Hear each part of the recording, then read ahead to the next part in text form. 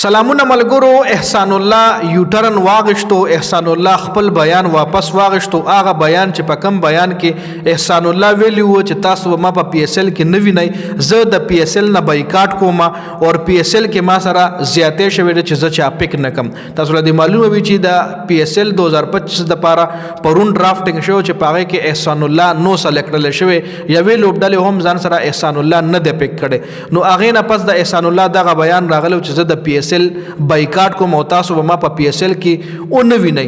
نو د احسان الله یو بل انټرویو راغله ده چې په هغه انټرویو کې احسان الله وی چې هغه بیان چې کم بیان کې ما ویلو چې زه د پی اس ال بایکاټ کوم او تاسو ما په پی اس ال کې نه وینئ، نو هغه بیان ما د ذهني دباو په وجه باندې ورکړو چې کله ډرافټینګ مکمل شو زه سلیکټ نشم، نو ملګرو او خپل خاندان ولا تنګ کم، چا براله یو رنګ میسج کولو، چا بل رنګ، چا براله یو سوي، چا بل رنګ وي. ګوره چې انسان کله کامیابی کنه نو دا خلک مبارکیان ورکوي، خو هغه چې کم جیلسی والا خلک وي، بغض والا خلک، نو هغه مبارکي هم پناړه ورکوي.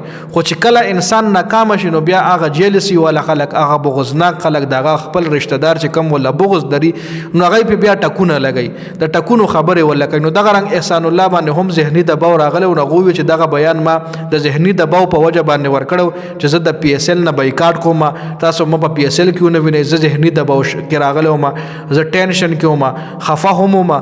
خو اوس دغه بیان زه واپس اخلم په پی اس ال کې، وای اوس هم سلور میاشتې شته او دې سلور میاشتو کې به زه خپل ځان سره مطلب زه به محنت کوم، زه به سټرګل کوم، زه به خپل پیس چې کم دی رفتار 150 لرسوم. اوس پکې هم سلور میاشتې شته دي او چې کم د پی اس ال فرانچایز زنیم اغشتلې هم دغه د پی اس ال فرانچایز به ما اخلي.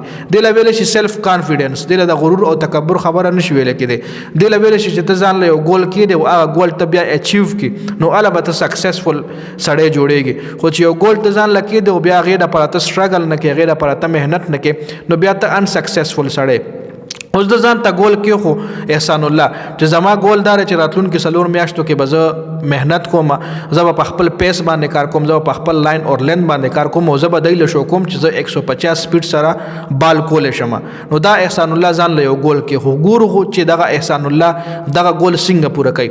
بل احسان الله په دغه پودکاسټ کې دا خبره هم وکړه چې زه به خپل ځان د سوشل میډیا نه لري ساتم، د سوشل میډیا د ټیک ټاک یا د فیسبوک چې زما څومره اکاونټس دي هغه زه بندوم او زه به هیڅ قسم په سوشل میډیا باندې نه راځم. نو زما پوینټ اف ویو سره دا خو احسان الله یو ډیر زبردست کار وکړو، ځکه یو سلیبریټي سره، یو پبلک فیګر سره، یو سټار کلاډي سره د بچ سکول هغه د سره نه خایدي نه جوړېدل.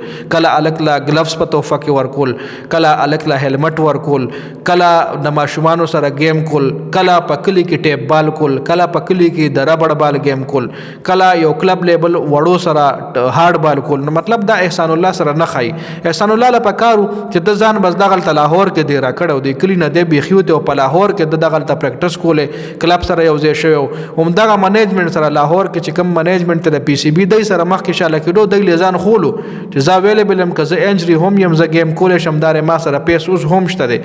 په پودکاسټ کې دوی چې بل ورځ 142 رفتار کې بال کړی دی، مطلب 150 پورې عزت لیشم، په ځان دومره یقین او په ځان دومره یقین شته د احسان الله چې 150 پورې بال کول شم. نو په دې ویډیو کې دا اپډیټس مې د درکول چې احسان الله خپل بیان واپس واغشتو، یو ټرن واغشتو، یو ښه کار وکړو، ځان ته ګول کې. خو اوس ګورو چې احسان الله دا ګول څنګه اچیو کوي، څنګه په خپل میشن باندې کار کوي، څنګه خپل سټرګل کوي، څنګه خپل محنت کوي.